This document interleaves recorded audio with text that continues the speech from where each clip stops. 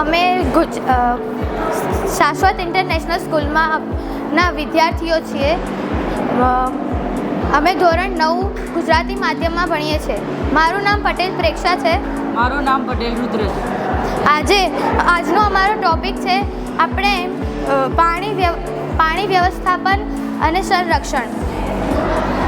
આપણે જાણીએ છીએ કે જીવનમાં આપણે પાણીની ખૂબ જ જરૂરિયાત છે.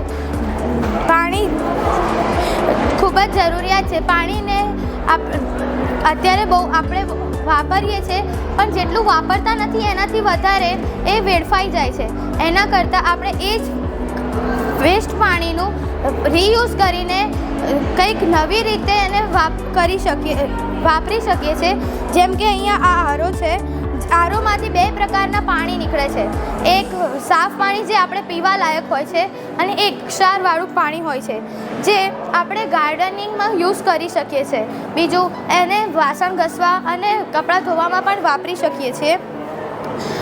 નવી ટેકનોલોજી પ્રમાણે એક કાર આવે છે જેનું નામ છે સ્ટ્રીટ સ્વીપર. તે કાર રોડ સાફ કરવા માટે પાણી વાપરે છે, જેનાથી જે વેસ્ટ પાણી છે એ ફરી યુઝમાં આવી જશે અને જે રોડ છે એ સાફ થઈ જશે. આ ચેકારો છે, એ ગાડી ધોયા પછી આપણને બહુ ગંદુ પાણી મળે છે. એ ગંદા પાણીને સાફ કરીને તેને ખેતીમાં ઉપયોગ કરી શકાય છે. આનાથી પાણીનો બગાડ બી નહીં થાય અને ખેતી માટે ઉપયોગમાં લેવાય છે. Thank you.